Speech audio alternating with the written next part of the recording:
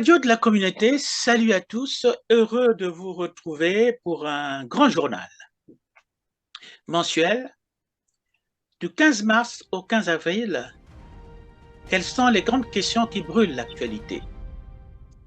Nous avons invité Noah Ngombe, qui est spécialiste des questions de sécurité, et nous aborderons plusieurs questions, des grosses questions qui intéressent le peuple congolais.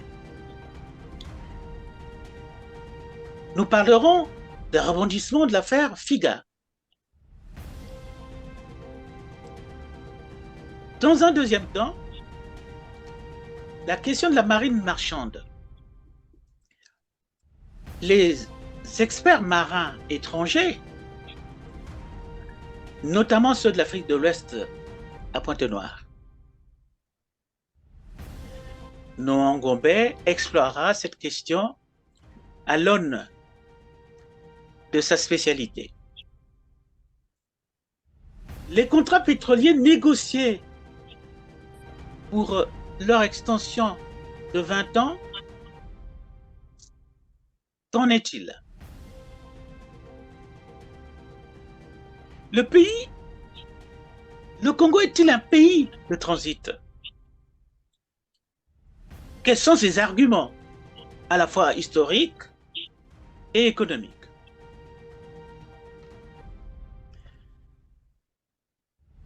Nous finirons notre exploration par le rapatriement immédiat des fonds. Comment se passe la question de l'offre et la demande? À vous, Noah Ngombe, ce programme vous est-il attractif? Bonjour à tous. Activez la cloche de notification, ce qui permet aux algorithmes YouTube et différents médias, canaux, réseaux sociaux de rester informés. Venez recevoir la bonne information, l'information qui est vérifiée, l'information qui vous sera transmise. Voilà, vous participez, nous avons besoin de vous. Ce n'est pas le nombre d'abonnés, ce n'est pas le nombre de vues, mais c'est le message, c'est le contenu de ce qui vous est offert. OK, pour rebondissement de l'affaire Figa, comment comprendre le FIGA? C'est un sigle, donc il y a plusieurs compréhensions et interprétations. D'aucuns disent que le fonds d'investissement et de garantie de l'auto-entrepreneuriat. De mon côté, je comprends cela comme un fonds d'intégration d'abord et de garantie de l'auto-entrepreneuriat. Intégration, c'est quoi? La création de structures. Lorsqu'on parle de création d'établissements, le prix, c'est 10 000 francs CFA que je peux payer en 1000 francs CFA x 10. Établissement, un vanier, pour faire des paniers, le malafoutier, lorsqu'il a son vin de palme, Moulengue, Cham Cham, il met, établissement, il met le nom de l'établissement. Il y a le PAF, il a un reçu à la main, ou bien simplement il a un numéro au niveau de la mairie. Ça doit être souple dans l'exécution. Sinon, Déclaration. est-ce qu'on peut revenir sur la question de la définition, hein? Parce qu'on parle d'intégration, pourquoi ça ne serait pas installation? Intégration, c'est A, B, C, D de plusieurs métiers. Apiculteur, c'est le miel. B, c'est le bois. C, c'est chaudronnerie. C, c'est aussi le charbon de bois. D, bon, E, etc. E, eucalyptus. Eucalyptus fibre du Congo, à Pointe-Noire. Non loin de Cam 4 et Alu Congo, par exemple. Aux ébénistes du Congo. Donc, c'est des petites mains qui se font enregistrer à la mairie. La mairie a un registre pour les établissements. Et quand ce n'est plus établissement, quand ça devient société à responsabilité limitée, SARL ou bien société anonyme, ce qu'on appelle disposition particulière aux sociétés commerciales, à ce moment, c'est chambre de commerce et d'industrie. Le barème doit être souple. SARL, société à responsabilité limitée, 500 000 francs CFA, que je vais payer en 50 000 francs CFA x 10. 50 000 francs CFA chaque mois pendant 10 mois, de janvier à octobre. Mais dès janvier, j'ai déjà des registres enregistrés en tant que SARL. Je fais du bois, je fais des champignons que je prends dans le Grand Niari, que je ramène à Pointe-Noire.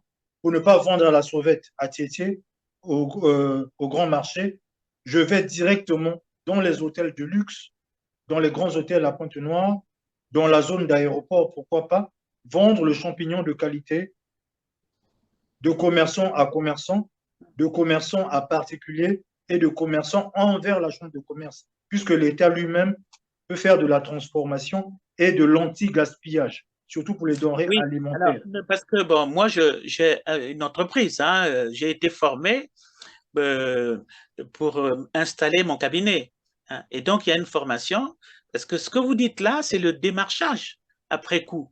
Mais est-ce qu'ils ont une formation pour créer l'entreprise? Est-ce qu'il y a une formation qui existe à ce niveau-là? Est-ce que ça existe? Ça existe pour la forme, c'est le ACRE, accompagnement à la création des entreprises. Voilà. Un client, un particulier, un citoyen a le droit de refuser refus d'ACRE. Donc, il refuse un accompagnement à la création d'entreprise. Il se donne lui-même 2 ans sans salaire. Donc, son entreprise n'est pas encore productive. Il réussit à faire un colis. Je prends des choses simples. Il n'y a pas que l'alimentaire. Il peut avoir menuiserie, la commande de différents matériaux, matériaux finis. Je reçois le copeau de bois qui permet d'ajouter des apparatchiks, qui permet de décorer le haut d'un meuble. Je reçois faire 8, faire 6 que j'achète auprès d'un autre corps de métier. L'autre corps de métier me livre des pointes de différents diamètres et c'est pour faire clouter, etc. Et celui qui travaille dans la ferronnerie, il a besoin d'autres articles produits auprès d'autres corps de métier. Il y a une solidarité des métiers, il y a une solidarité pour les artistes, il y a une solidarité, etc. Eux tous au sein de la Chambre de commerce et d'industrie, lorsque cela n'est plus un établissement simple. Donc, on va refaire une échelle, euh, échelle tertiaire, échelle secondaire, échelle primaire, etc. Mais tout ça, ça doit être encadré. Donc, ce fonds, c'était de l'argent qui devait être garanti. L'intégration, lorsque ces métiers sont immatriculés, ça fait une partie du travail de l'Office congolais de l'emploi. Ici en France, c'est du Pôle emploi. Je suis immatriculé en tant que société. En même temps, j'ai un métier. En même temps, je suis immatriculé au niveau de l'agence de l'emploi. Je reçois un stagiaire. Je déclare que j'ai reçu un stagiaire, jeune Congolais, sortez de la politique, laissez la politique pour les hommes forts, laissez les partis politiques, intéressez-vous à ces métiers-là. Je suis en difficulté, je vais auprès de ce fonds, j'ai besoin de 500 000 francs CFA. Est-ce que je suis bancable? Est-ce que je suis présentable au niveau de la banque? Un compte simple. Ça peut être D'accord. du Mucodec, ça peut être de Voilà. Ecobank, ça peut être de UBA. Quand j'ai un numéro fiscal, j'ai l'exercice de 1 an, j'ai vendu des paniers, etc. Prix unitaire, quantité, prix total, etc. Au moins, monsieur fait quelque chose, preuve de l'adresse physique, avoir un numéro de téléphone et la pièce nationale d'identité. Ça, c'est un autre chapitre. Mais au moins, un citoyen ou bien quelqu'un qui est résident. Si cela est vrai, on débloque cette somme d'argent, mais elle est remboursable. Un crédit engage celui qui prend le crédit à savoir que c'est remboursable et un taux 1,5% pour rembourser 500 000 francs, etc. On devait Ok. sortir Ok, de la alors, grande donc voilà. pauvreté. Voilà. Voilà. Là, on est dans le logiciel d'installation, mais pourquoi dit-on que cette structure a été sacrifiée? Pourquoi on parle de sacrifice? Le sacrifice, c'est qu'il y a des gens qui sont toujours dans le chômage. Le FIGA devait absorber moins 50% du grand chômage. Les gens qui ne font absolument rien. C'est dur de le dire comme ça, mais euh, voilà. Et c'est le pays, c'est le système qui empêche les gens de se développer. Maintenant, pour résoudre ce problème, le système lui-même met cet outil qui devait sortir les gens de la grande pauvreté.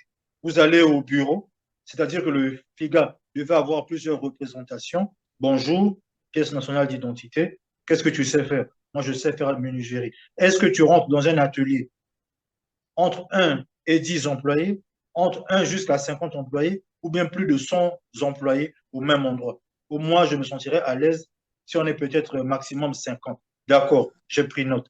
Quelles sont tes motivations pour travailler dans un atelier de maximum 50? Ah, si c'est un atelier de 50 personnes, on va nous regrouper en 10-10. Au moins, je sais à qui parler. l'usinage. Moi, je fais telle pièce, je mets un symbole, je donne à mon collègue, qui donne à un collègue, qui donne à un collègue une ligne de production, une chaîne de production, un travail en ligne.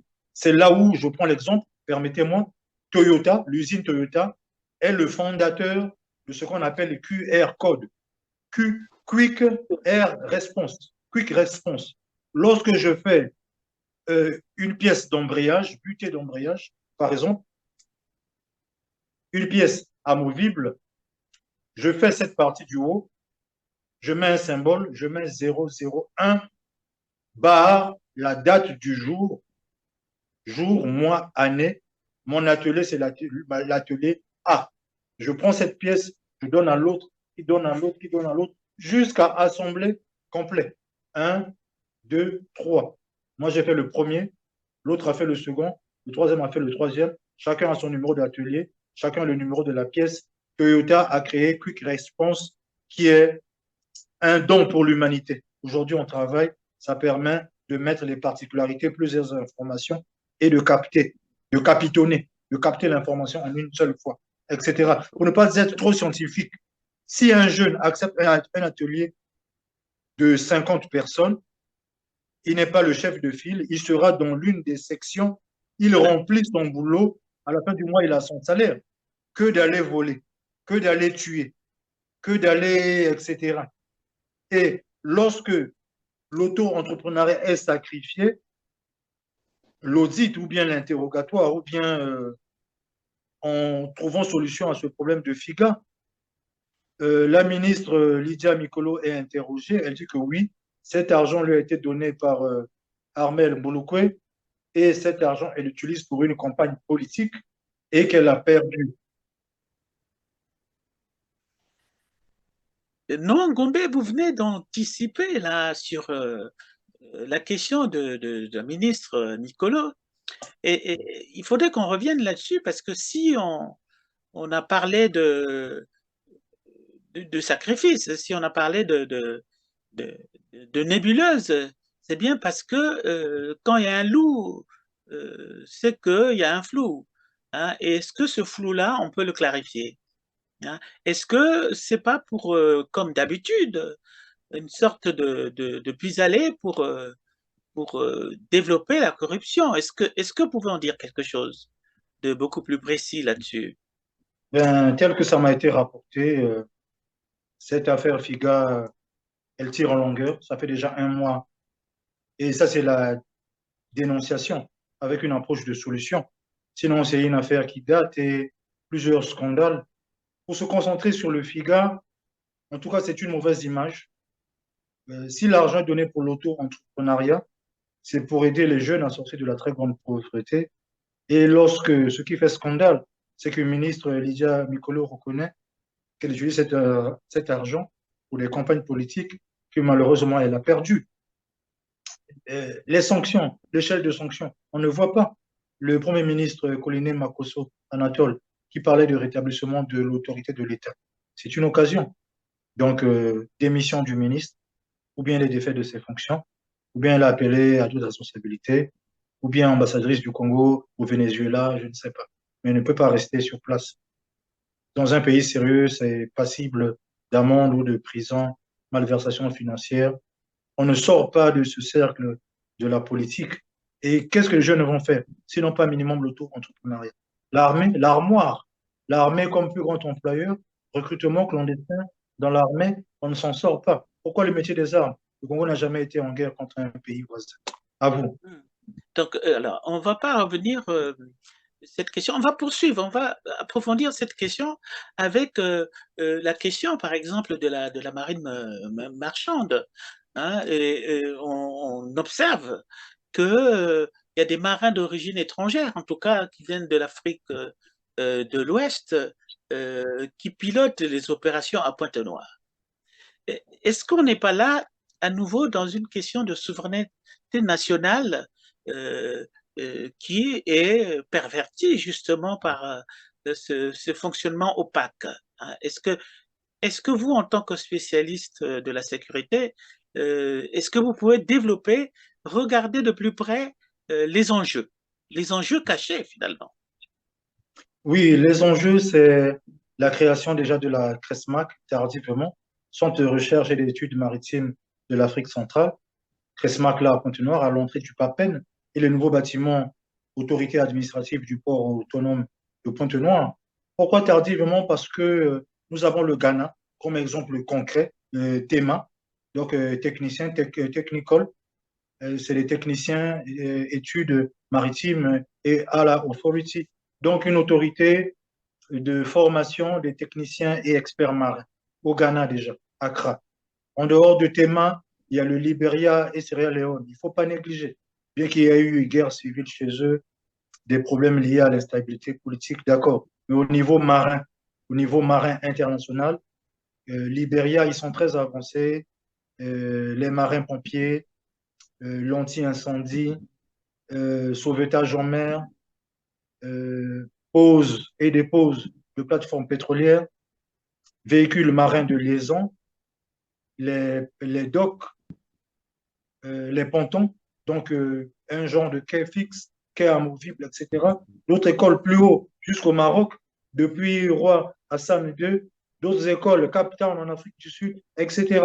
La création de la CRESMAC, ce centre de recherche et d'études maritimes à Pointe-Noire, c'est pour remettre la moitié de la couverture. Sinon, le port de Pointe-Noire était presque déshabillé, déshabillé entièrement de son autorité qui pose problème de souveraineté nationale. Pour le cas, il faut noter Je que voudrais qu'on revienne un peu en arrière là, parce que les pays que vous citez, euh, dans ce que j'entends, il y a quand même une connotation anglaise, hein, c'est anglo-saxon, hein, tout Nigeria, Libéria, enfin, euh, et que le langage, d'ailleurs, le langage marin est un langage anglais. Et non, alors, le langage marin, la langue officielle, c'est le portugais pour la navigation ah, et voilà, l'anglais dans la communication. ok. Hmm. Alors, Pointe-Noire vient après Rotterdam en tant que port en eau profonde qui reçoit des bateaux de type Alpha Max, donc 2000 tonneaux. Nombre de conteneurs et le nombre de voitures à bord. Il y a le RORO, roll on, roll out. On met des voitures à quai et directement on dépose sur la plateforme, distribuée dans le port de Pointe-Noire, le terminal Socotrans. Je sais de quoi je parle. J'y ai travaillé, j'ai supervisé certaines opérations et en sécurité. Et comment je me suis intéressé aussi à l'import-export, commerce international et transit. Je ne l'ai pas fait aussitôt. Je l'ai fait 15 ans, 20 ans plus tard, par exemple ici en France. Je défends une entreprise d'import-export et je reçois des élèves en BTS de commerce international, quelque chose que je n'étais pas formé pour à l'origine, mais je me défends. Je forme les jeunes cadres de BTS de commerce et j'ai 100% de réussite dans ce que je fais. Bref, c'est le genre de métier qu'on pouvait encadrer. Souveraineté nationale, pourquoi? voilà, Les c'est ça la opérations, question principale, hein, souveraineté nationale. Alors, oui, les enjeux. en dehors de Rotterdam, il y a Pointe-Noire qui est satisfaisant en qualité, même en consignation. Donc, le navire arrive à Pointe-Noire temporairement, il reste en haute mer, il va mouiller, donc il satisfait par rapport à la qualité du tirant d'eau, la hauteur d'eau est suffisante, le navire reste en statique. Quand je dis statique, il y a les ballasts en équilibre avec l'eau de mer, mais il est en statique, il est visible et qui permet à des bateaux mouches, à des dragueurs, à des bateaux d'approvisionner, de ramener la documentation pour remplir le connaissement, pour remplir certains bulletins, certains documents administratifs. Ce sont des étrangers dans l'ensemble de la chaîne. Le capitaine, il peut être étranger, d'accord. Il a ses grades de capitaine, etc. Le navire bâton pavillon de n'importe quel pays. On reste dans le cadre international. Mais celui qui apporte d'interroger l'équipage, le Congolais, le marin congolais est debout. Et on lui dit que ne viens pas. Il a toujours le besoin d'avoir une arme. Ou bien comment? Il a toujours l'esprit d'être armé. Non, non, non. Parle en portugais. Non. C'est habla espagnol. Non. C'est do you speak English? Non. Parler français, parler lingala, parler le mochi en haute mer. Signe le document. Tu ne connais pas quel document il faut signer, à quel moment, départ, arrivée, ballast, recharger, anti-pollution, tant de ceci, tant de cela, personnel à bord, lesquels descendent à Pointe-Noire, lesquels disposent d'un visa portuaire, lesquels restent à quai. lesquels ont une permission, donc il n'est pas enregistré, il va juste tourner à Pointe-Noire et il revient, sans remplir aux frontières. Il y a un chapitre qui le rentre physiquement à Pointe-Noire, mais il ne remplit rien aux frontières. Tout ça, malheureusement, je sais de quoi je parle. J'étais auprès de la marine marchande pour proposer des extincteurs en tant qu'installateur d'extincteurs. J'ai un diplôme d'école régionale sécurité incendie, Douala, Cameroun. Et quand je veux faire des prestations, est-ce que le cadre de la loi me permet à moi seul de proposer des extincteurs pour les installer? J'ai même demandé, ça ne dépendait pas de moi. La directrice de marine marchande, elle est en voyage, aucun document n'est signé en son absence. Elle a pris l'entreprise dans son sac, elle est en voyage. Moi, je suis en attente, je fais 3 fois, 4 fois rendez-vous à Pointe-Noire, je paye mon taxi aller-retour sans trouver gain de cause, même pour recycler. SST, sauveteur secouriste du travail. Le port de Pointe-Noire. Justement, vous pouvez insister sur les failles du système qui font que nous parlons de la question de la souveraineté nationale. C'est-à-dire que là, ce que vous dites, on observe une certaine porosité finalement. Mais bon, donc, coût qualité-prix, bon, vous avez dit après Amsterdam, c'est Pointe-Noire, mais. Rotterdam. Rotterdam. Après Rotterdam, c'est Pointe-Noire, mais au niveau coût-qualité-prix, avec la référence sécurité nationale, souveraineté nationale, est-ce que vous pouvez développer cet aspect-là qui intéresse? Je vais développer, oui. Est-ce qu'on peut numéro 1, c'est ce qu'on appelle le contrôle d'accès. Oui. Contrôle d'accès, donc un navire, quel que soit bâton, pavillon de n'importe quel pays, il s'annonce 10 jours en avance, 7 jours en avance, même si 24 heures en avance. Le numéro 2, ça entraîne une veille permanente. Voilà. Donc, le chef du jour, il y a une salle des ordinateurs. Il y a une salle là, tranquille, café, pizza, four micro-ondes, toilette, etc. Celui qui prend le poste, il fait la présence. Il a un tableau.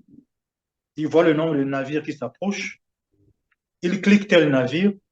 Call sign. Déclinez votre identité à travers le message, hein, télétexte, télégramme, etc. Bonjour, tel navire, battant en pavillon de tel pays, je me rends à Pointe-Noire déchargé de la marchandise. Les grands groupes, Maersk, CMA CGM, Panalpina, etc. Bon, ça, c'est la première phase. Au moins, il donne minimum son identité. Numéro 2 de la veille. Donc, la veille s'appuie sur le contrôle d'accès. Le numéro 3, lorsqu'il est présent physiquement, rester en haute mer, c'est une équipe qui quitte à quai d'aller l'accueillir là où il est en haute mer. C'est cette équipe-là qui ramène les documents de bord. Et l'équipe qui ramène les documents de bord n'apporte rien. FIFO, first in, first out. Il n'apporte pas une bouteille d'eau à l'équipage. Le navire n'a pas été déblistéré. Répertorié. Pour ne pas dire désinfecté. Voilà. Et une équipe 4 qui ira pour désinfecter le navire. S'il est autorisé à entrer, l'équipe 4, c'est elle qui vient maintenant avec les permissions. Qui a son visa portuaire, qui a une permission, qui peut rentrer physiquement à Pointe-Noire sans remplir aux frontières. Voilà, ça c'est une équipe 4. Il y a une équipe 5, le nettoyage. Voilà, et les jeunes qui ne font rien, on devait avoir des jeunes d'aller faire un petit coup de main, etc., avec certaines zones d'autorisation, d'habilitation. Voilà, vous pouvez créer des petits métiers comme ça. Vous restez dans votre péniche, vous accueillez les marins pour les ramener à quai, etc. En partant, et tout ça avec le contrôle d'État, avec l'autorité de l'État. Si le technicien est d'origine Afrique de l'Ouest, mais il est résident au Congo, il se soumet à la loi de Congo-Brazzaville, on lui donne un adjoint. On lui donne un adjoint, un Congolais, un capitaine de la marine, un lieutenant, un sergent, etc. Un Congolais qui sera là, un tâcheron. Il porte sa tenue, EPI, équipement de protection et d'intervention, équipement de protection individuelle, il a son casque, il a ses chaussures de sécurité, il a sa chasuble, etc. Il a un badge, il a son dispositif, il apprend à tenir la radio, Alpha, Alpha, Bravo, Charlie, etc. etc. Souveraineté nationale. Est-ce que vous vous rendez compte dans ce que vous venez de dire là, messieurs et mesdames, c'est qu'on parle de souveraineté nationale, mais mais il y a aussi le côté sanitaire. On n'est pas protégé. On peut faire entrer des maladies comme ça. On peut faire entrer des clandestins. On peut faire entrer, enfin, voilà. Alors que nous autres là, quand on voyage, euh, on est pisté parce que il y en a qui sont sur des listes politiques, au lieu de faire un travail sérieux qui concernerait vraiment, voilà, une frontière, un pays, une souveraineté nationale qui n'anticipe pas, qui ne planifie pas, qui n'a pas une technicité appropriée, en tout cas pour surveiller les... Alors, ça va faire transition avec la question suivante. Hein, puisque si on aborde, par exemple, la question des contrats pétroliers, de l'extension d'exploitation sèche du pétrole, peut-être que c'est le même type de passivité.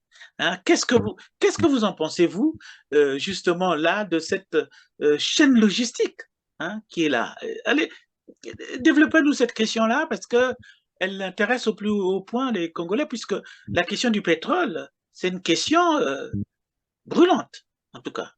Oui, il y a ce qu'on appelle le niveau 10. Le risque est tellement très fort qu'on ne maîtrise plus qui fait quoi. Dans le Voilà. niveau 10, je parle là de Céveso, les risques Céveso, ou bien certains locaux, usines, industries lourdes, certains sites classés Céveso. Céveso, c'est une norme qui est issue de plusieurs accidents, notamment en Italie, incendie de raffinerie, etc. Beaucoup d'accidents très dramatiques et on tire des conséquences de ces grands drames, de ces grands accidents pour renforcer les normes de sécurité. On a vu dans les pays développés des incendies partout, c'est tous les jours, etc. En s'appuyant sur la question du niveau 10 ou bien de Céveso, on repart aux fondamentaux. Sûreté, sécurité. Est-ce que vous pouvez reprendre, vous parlez du niveau 10 là, est-ce que vous pouvez nous prendre les différents niveaux pour voir un peu le taux de gravité sur lequel voilà, c'est une menace permanente.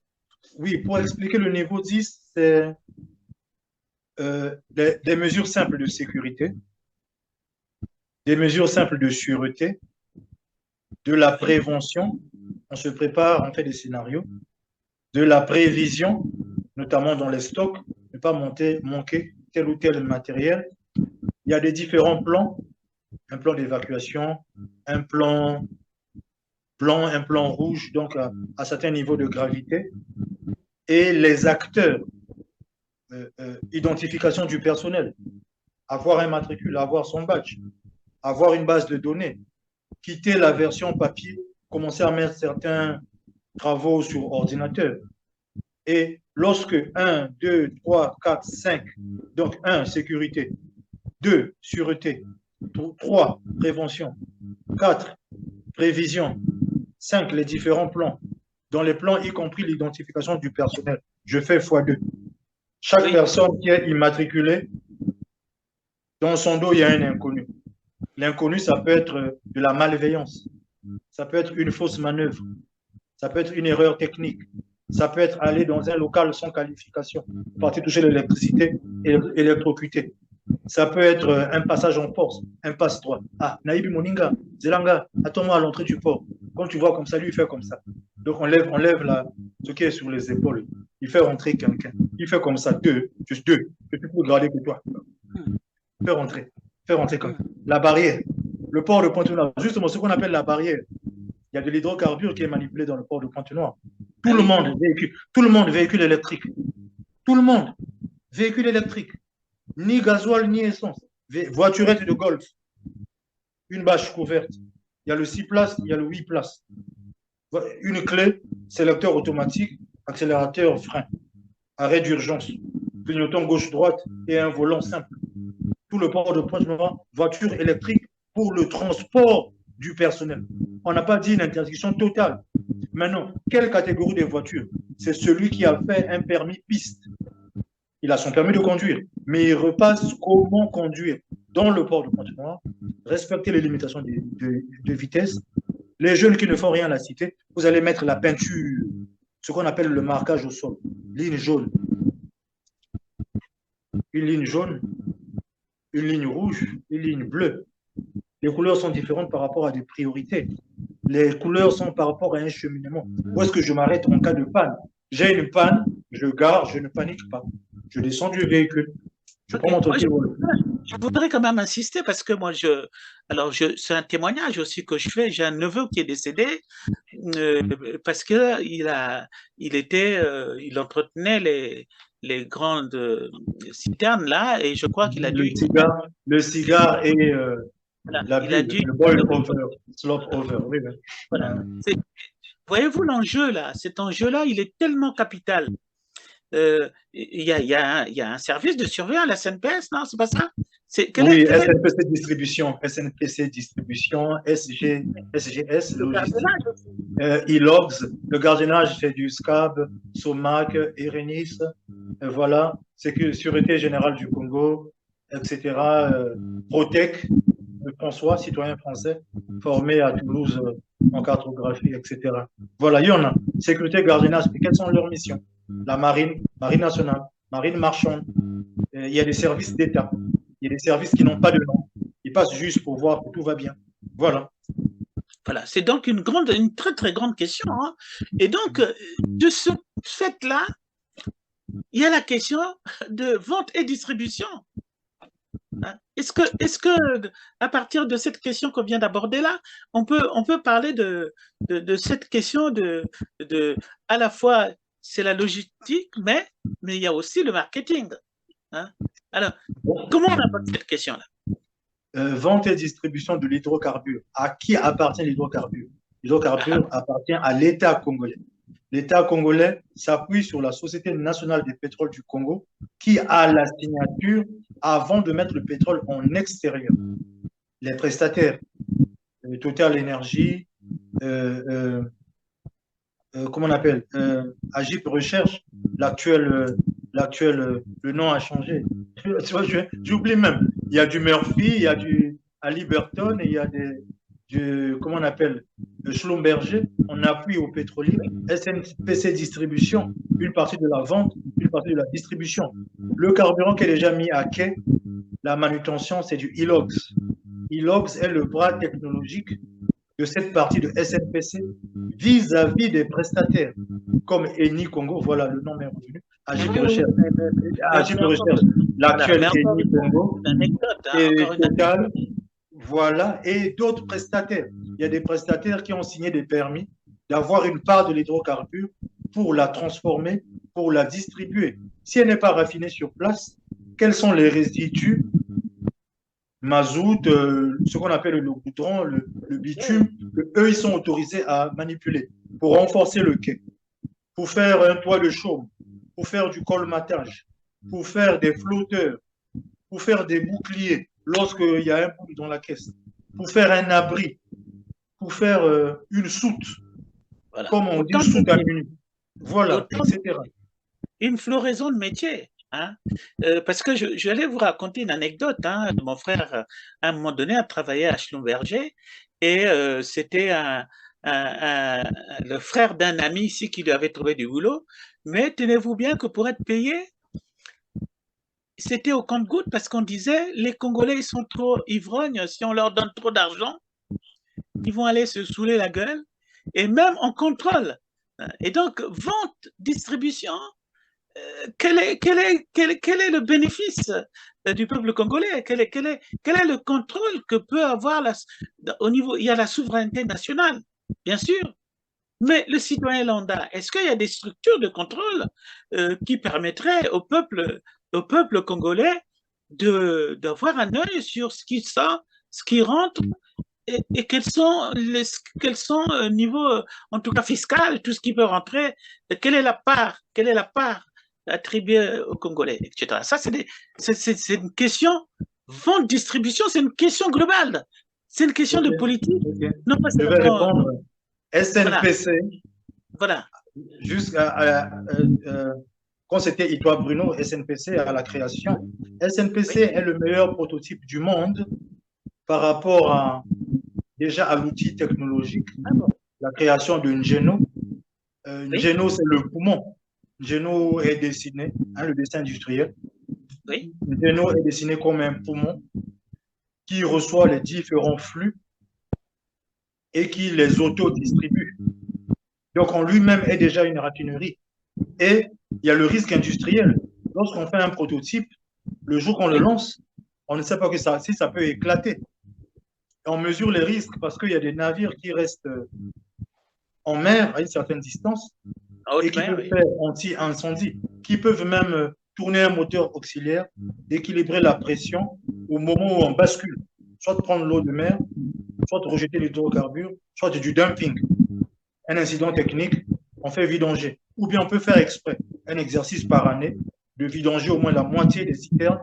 On simule un dumping, ou bien on fait un véritable dumping, mais à la moitié du risque, 50%. On va pas aussi jeter tout l'hydrocarbure.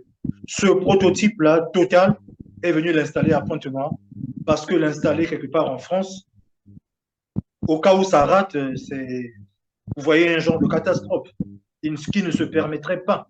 En installant le Ngeno à Pointe-Noire avec le SNPC, Société nationale des pétroles du Congo, qui avait le monopole et seul monopole de la vente de l'hydrocarbure, vente sur le marché international. À savoir que c'est maintenant les grands groupes, Total Energy et Eni, qui bénéficient, qui ont des dockers, qui ont des navires pétroliers, des navires marchands, d'acheminer l'hydrocarbure plus loin que le Congo, plus loin. Donc c'est indéterminé. Maintenant, ce qui reste sur place, on crée SNPC Distribution sur les échecs de la Cotrade. SNPC Distribution a un pourcentage indéterminé qui peut vendre et revendre l'hydrocarbure, le pétrole du Congo. Non loin, on crée AOGC, de Denis Ngokana, qui peut vendre et revendre à lui-même une partie de ce pétrole.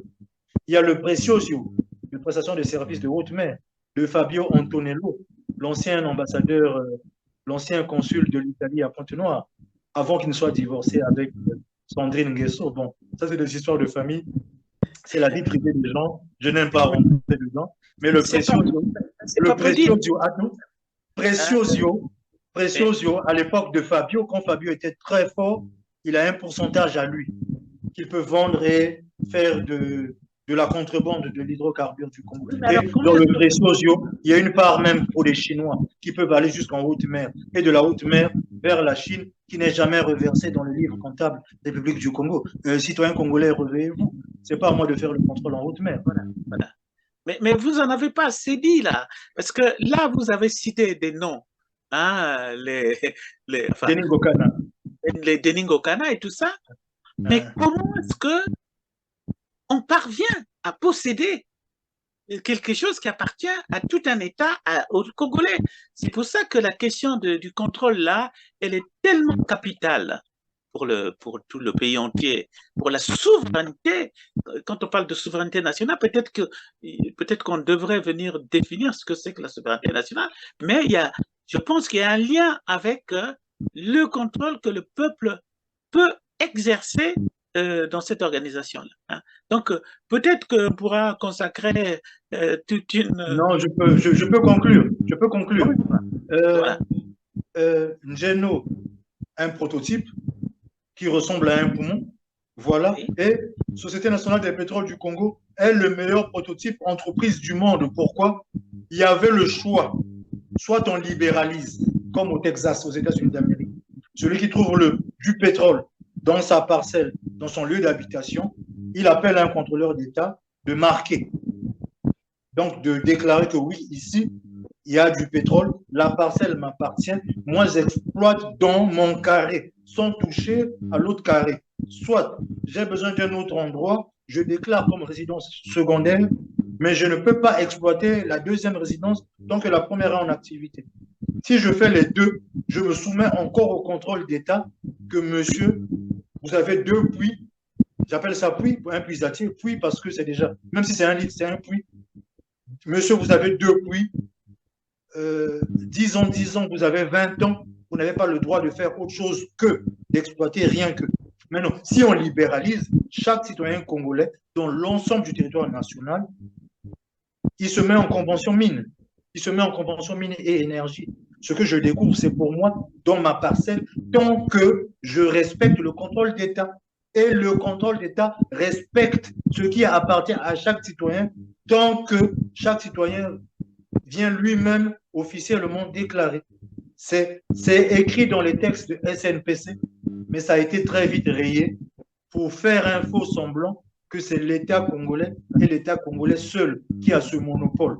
Et curieusement, il a laissé SNPC Distribution, il a laissé AOGC, il a laissé Preciosio et autres partenaires qui réussissent à sortir du pétrole sans permission. Voilà, bref, on peut parler là de laisser faire le pillage. Hein? Bon. Et donc, vous voyez que là, on est en bordure des frontières, mais on se rend compte que si on fait transition, on sait que le Congo, finalement, de ce qu'on vient de voir là, est un pays de transit. Le Congo est un pays de transit. Alors, quels en sont les arguments? On est là, au bord du marine, là. On est là, aux frontières des limites du pays. Et puis, on peut se rendre compte que ce pays qui est très, très riche est un pays de transit. Est-ce que vous pouvez développer ça en faisant transition avec tout ce qu'on vient de dire? Congo, pays de transit, c'est l'hydrographie, ce sont des fleuves. Et les fleuves qui portent souvent le nom des régions ou bien qui sont affiliés à ces régions. Niari, Bwenza, Lalima. Plan du Congo. Ouais, affluent, confluent, delta, la mangrove, Conquati, Ndouli, côté Tchabanjati, côté frontière Gabon, Diosso chez Maître Vincent Gomez, etc. Une richesse que le colonisateur, le colon français a des larmes, monsieur. Vincent Gomez, qu'est-ce qu'il vient faire là? Non, le Diosso, chez Maître Vincent Gomez. Ce domaine-là, c'est chez lui. Le Diosso. Voilà, je prends comme référence.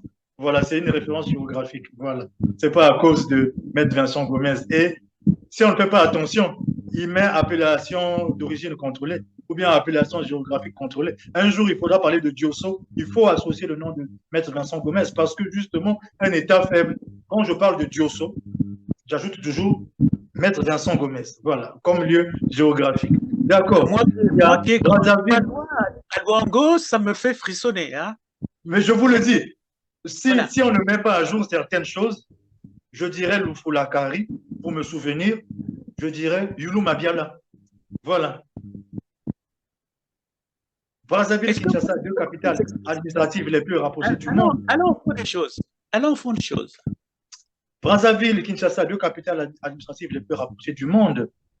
Voilà, le fleuve Congo n'étant pas praticable à partir du Djoué jusqu'à certains confluents, affluents plus bas, le colonisateur, le colon français a lancé les travaux du chemin de fer Congo-Océan. Et en s'appuyant sur la technologie de Société nationale des chemins de fer, SNCF, et d'autres compagnies, Batignolles, et d'autres compagnies qui avaient fait le grand test, Strasbourg vers l'Allemagne. Sortis de Seconde Guerre mondiale, c'est eux qui avaient la technologie. Et bien avant cela, les premiers chemins de fer, donc la révolution industrielle, la machine à vapeur, la partie côté Strasbourg était un peu plus développée que la partie Île-de-France. Bref, la technologie de française s'implante et ceux qui vont travailler pour le chemin de fer Congo-Océan, de prendre cette partie qui n'est pas praticable, gare centrale Brazzaville jusqu'à gare centrale Pointe-Noire, Djinji, Moyen Congo. Donc, qu'est-ce qu'il restait pour relever ce défi? Brazzaville jusqu'à Lubongi-Chari, avec Likola Mosaka, Likola aux herbes, Ifondo, jusqu'à Ubongi, Ubongi-Chari. Donc, Ubongi-Chari, Pointe-Noire, et Ubongi-Chari, lié à Pointe-Noire, lié à Brazzaville, une partie fluviale, on met à quai, Palon, on va lever, déposer à quai, on va contrôler, on fait lever à quai, on dépose sur la ligne chemin de fer, la consignation est bien faite, cap vers Pointe-Noire. Et cap vers Pointe-Noire, tant que le chemin de fer Congo-Océan était praticable, plus les routes terrestres et d'autres routes qui seront faites auxiliaires pour soulager ce problème de la partie non praticable du fleuve Congo. Et Brazzaville-Kinshasa, quelqu'un qui est à Kinshasa, il commande sa marchandise. Si elle vient par Pointe-Noire, déchargée, elle est rechargée, déposée à Brazzaville. Quai à quai, elle est chargée entre Brazzaville et Kinshasa. Il y a les péniches, les petits bateaux, les bateaux mouches, les bateaux de transport de personnel civil, et des bateaux aussi à rimage marine marchande, et des bateaux de la marine, etc. Pour transiter même en lourd, ce qu'on appelle les barges. On met du matériel lourd qui est transité entre Brazzaville et Kinshasa. Congo, pays de transit. Cette notion, terre, mer, ciel aussi, le cargo, avec la création de l'Agence nationale de l'aviation civile, ANAC, depuis que l'ANAC existe, si je ne me trompe, 1971, quelque chose comme ça. Très tôt, oui. On avait d'un côté Pointe-Indienne à Pointe-Noire. On avait d'un côté la création de l'Agence nationale de l'aviation civile. On avait ATC, on avait l'autorité portuaire maritime, fluviale, etc. On avait le chemin de fer juste avant qu'il ne soit détruit. Cette notion Congo, pays de transit. Oui, donc là, vous venez d'aborder la question de la continuité territoriale. Hein, mais est-ce que, alors, où le bas blesse? Où est-ce que le bas blesse? Puisque on vient de circonscrire là les ramifications et tout ça. On vient de parler de bon, donc cette continuité terre, mer, fleuve, air, tout ça. Bon, et donc il y a véritablement un schéma d'organisation du pays. Mais alors pourquoi ça fonctionne pas? Ce qui ne fonctionne pas, c'est que République du Congo, donc République populaire du Congo, jusqu'à Marien Ngouabi, bon, jusqu'à Sassou 1, hein, le monopartisme. Bon, je vais faire large. Jusqu'à 1990, le Congo avait encore l'espoir d'avoir une cinquantaine d'aérodromes, aéroports internationaux, Brazzaville, Pointe-Noire, d'accord. Aérodromes, il y en avait une vingtaine qui existaient, il y en avait une trentaine en projet. Djambala, Lekana, vous en savez quelque chose dans les plateaux. Il y a l'Antonov qui est resté scotché, qui n'a pas pu décoller. Donc voilà, il y a Bétou, il y a le Ouesso, il y a des petits aérodromes, il y a une carte qui existe à l'ANAC. Il y a une carte qui existe. Après, on a déchiré cette carte. On ne veut pas. On a étouffé. Le Congo, c'est comme le Japon. On pouvait prendre l'avion entre deux villes voisines comme ça. Ou bien, il y a des aérodromes catégorie lourd. Pas de civils. Quand je dis pas de civils, ce n'est pas des vols passagers. Ceux qui sont là, ils travaillent là, d'accord. Mais pour transiter la marchandise. Donc, sont surchargés. Brazzaville et Pointe-Noire, aéroports internationaux, pour le trafic des passagers. C'est ça la priorité. Il devait avoir 2 ou 3 aérodromes déjà pour les grandes villes, Brazzaville, Pointe-Noire, comme dégagement. Comme Pointe-Noire, Agostino Neto, mais Mosenjo, chantier piste de Mosenjo, ça existe, avec le DG Ambende Michel, qui s'est rendu lui-même sur place. Mais Ambende Michel, je veux bien, ça fait 10 ans, il n'est plus là. Un autre directeur général de l'ANAC est là. Où on est le chantier piste de Mosenjo, même si c'est aérodrome, vous devez avoir une dizaine d'aérodromes reconnus. Le français qui vient, l'anglais, l'américain qui vient en vacances à Brazzaville, il peut faire d'un aéroport principal international vers un aérodrome déjà au niveau national. Le Congo-Brazzaville, une cinquantaine d'aérodromes détruits, a enlevé la partie air, la partie mer est tenue par les étrangers, comme j'ai expliqué au début de cette interview. Problème de souveraineté nationale. Le CFCO, on a mis une croix. Entre la croix et la bannière, le CFCO, il ne reste que des tronçons. Pointe-Noire, CAM 4, Font-Sétier, on ne sait pas. Il ne reste que des petits tronçons. Vous passez sous silence. Vous passez sous silence. CFCO, on a mis sous silence, mais il y a bien un industriel qui a acheté. Terre. Il ne reste que terre avec 500 km, 8 péages. C'est interdit, ça. C'est interdit. Sur quel barème il y a 8 péages, sans compter les quelqu'un avec sa Kalachnikov, qui vous menace avec sa Kalachnikov pour 1000 francs. Non. Il y a Sibiti, il y a plein de petites localités comme ça, donc qui passent. Bon, voilà. Donc, alors, est-ce que de cette question-là, on peut rebondir sur la question de l'émergence des économies BRICS, hein? Est-ce qu'il y aurait il y a une question là, parce que là, on a parlé de défaillance. Est-ce que cette fois-ci, on ne peut pas parler de déficit? Cette fois-ci. Le déficit, c'est trop d'argent qui est sorti. Oui. Faire sortir de l'argent hors du pays. On a vu l'Angola déjà, ou le prince très tôt. Il a demandé de rapatrier les fonds, soit calmement, soit même de force.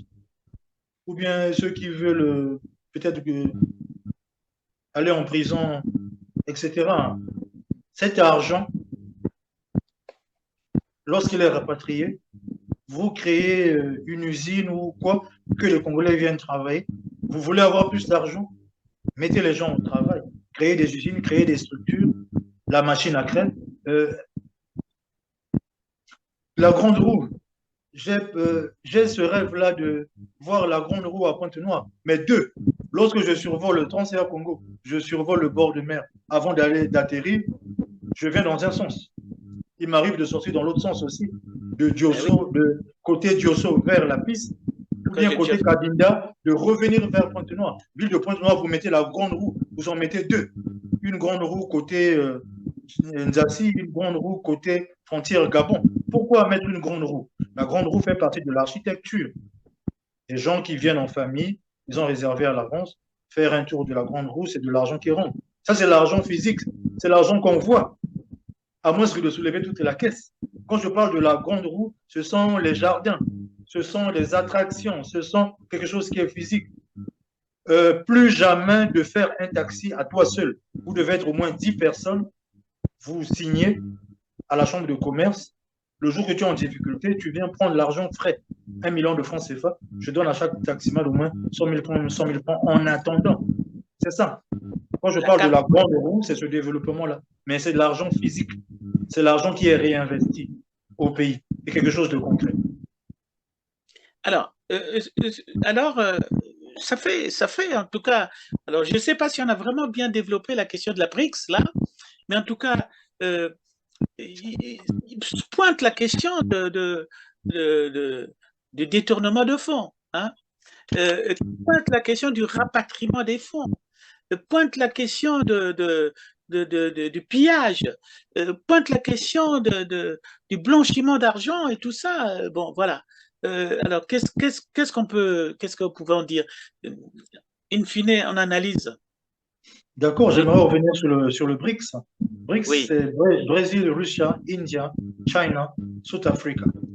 À l'origine, les BRICS, c'est des pays non alignés, c'est des pays, voilà, c'est pas l'Europe, c'est pas les États-Unis, c'est une partie des idées de la conférence de Bandung, c'est-à-dire de faire le commerce entre certains États et de ne plus suivre les grands blocs, USA et ex-URSS, parce que l'économie politique, les idées politiques emmènent souvent dans des guerres et que des pays qui sont déjà pauvres et qu'une guerre qui ne pourrait même pas la supporter, ni physiquement, ni matériellement, ni financièrement.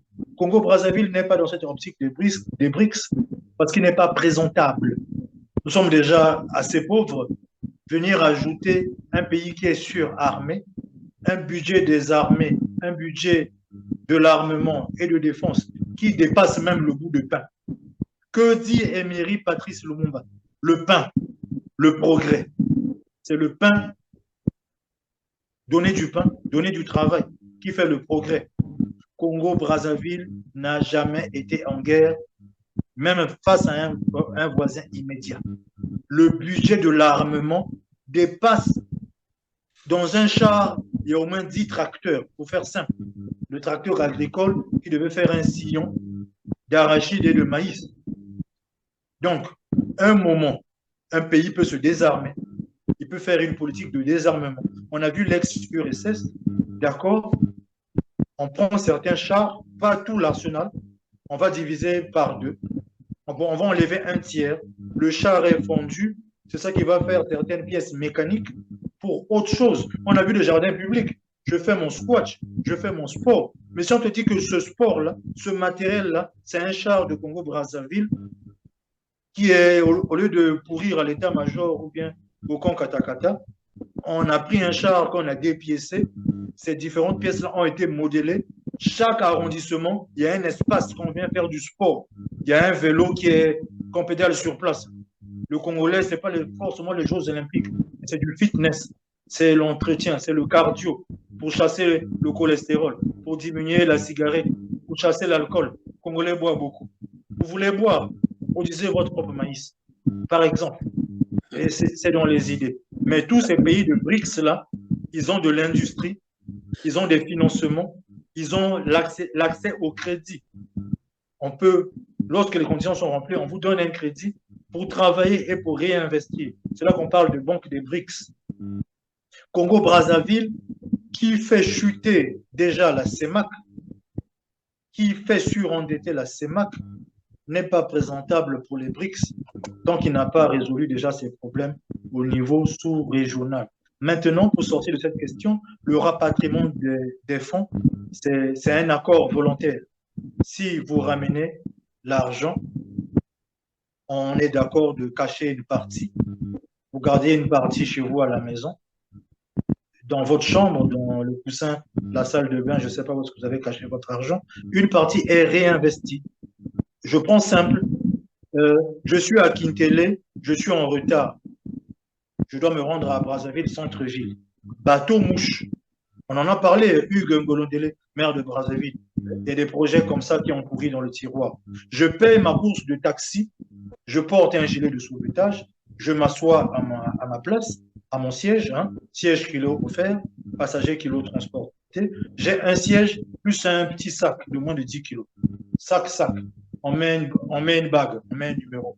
Je m'assois. Kintele, on passe par derrière. Brazzaville, pas le port, mais Brazzaville, hôtel, restaurant Mami Wata. Restaurant Mami Wata, on fait un quai. On fait un quai civil qui n'a pas des affaires militaires. Vous n'entrez pas au restaurant, mon ami, un couloir. Vous sortez. À partir de Mami Wata, vous prenez votre bus, votre taxi dans Brazzaville. C'est ça, une ville. Après 10 ans, après 20 ans, il n'y a jamais un truc qui est beau, qui est attractif. Non. Mais je ne sais pas. Je ne sais pas. Celui qui atterrit avec Air France, d'accord. Faites-moi promener au moins la corniche. Faites-moi promener au moins la corniche. La corniche qui est en morceaux. Bon, je dois me rendre à Kintele. Je paye ma course de taxi. Mami Wata, mais la partie civile. Donc, je ne parle pas de politique. Je ne parle pas des affaires militaires. Je paye mon ticket. Je suis assis. On me fait tourner, on me dépose à Kintele. Kintele, je prends mon bus, mon taxi, je continue chez moi. Avec des milliards et des milliards de détournements de FIGA, voici, qui pouvaient créer un quai civil sans toucher au port de Brazzaville, qui, lui, a des affaires d'État. On devait créer un quai civil, moitié État, moitié privé. Mais l'objectif, c'est de désengorger l'embouteillage dans la ville de Brazzaville, etc. Une nouvelle perspective, etc. Alors, merci, Monsieur Noah Gombe. On voit que vous avez un fil conducteur là, dans cette interview que vous venez de nous accorder. C'est cette question de la transparence qui apparaît. On voit bien que là, vous dites que ce n'est pas présentable. Donc, il n'est pas présentable. Voilà. Donc, il y a une carte postale là. On voit que la vice-présidente des États-Unis fait sa tournée en Afrique, peut-être conclure là-dessus. Pourtant, le président avait bien tensé Sassou Nguesso sur son costume. Tous ces sapeurs-là qui mettaient beaucoup d'argent et qui pourtant ne donnent pas une fluidité de la visite du pays. Voilà. Donc, alors, concluez, mon cher invité. Mais pour conclure, il faut revenir à président Alphonse Massamba Deba, qui a été humilié. On fait asseoir par terre un ancien chef d'État. Il est séquestré dans un interrogatoire musclé. À la suite de cet interrogatoire, il va perdre sa vie. Dans certaines circonstances, la légende dit qu'on l'a crevé les yeux, on l'a jeté au lion. La légende dit qu'il n'a jamais une tombe. On ne connaît pas où se trouve le corps de Massamba Deba. On est resté ancré malheureusement à la violence, à des actes de barbarie qui bloquent l'avenir. C'est dur de voir un avenir au Congo. Le Congolais aime la sape, industrie textile. Le Congolais veut boire sa bière, commencez à produire votre propre maïs. Vous recevez Air France chez vous. Air France atterrit à Brazzaville, oui. Moi, je vais à la Corniche. Il y a la loupe, il y a, je sais pas, comment on appelle ça? Je sais plus, télescope, caméscope, ou bien quoi là. Voilà un observatoire. Le long des quais, c'est gratuit. Mesure d'hygiène, une lingette. Voilà. J'ai mon objectif. J'ai envie de voir. Sozacom, là, voilà, Kinshasa, c'est l'Embao. Voilà, le palais. Voilà. Et inversement, vous recevez Ethiopian Airlines chez vous. Il y a combien de restaurants éthiopiens dans Brazzaville? Pourquoi ne pas apporter les textiles des Éthiopiens lorsqu'il y a fête le Noël orthodoxe? Vous recevez Royal Air Maroc chez vous, maroquinerie, cordonnier, les métiers. Le Congolais aime les armes. Il n'y a pas une école de guerre au Congo. Pourquoi pas? Dans ce cas, certificat inter-armes, ce qu'on appelle parcours du combattant. Voilà. Les obstacles, courir, le cardio, etc. Kintele, etc. Etwalingo, il y a de l'espace. Le Congolais, les Jeux Olympiques, Yaoundé 72. Stade de Yaoundé 72. Remettez le nom des avenues au nom des Congolais. Voilà. Voilà. Donc là, on vient de faire un zoom, vraiment un zoom.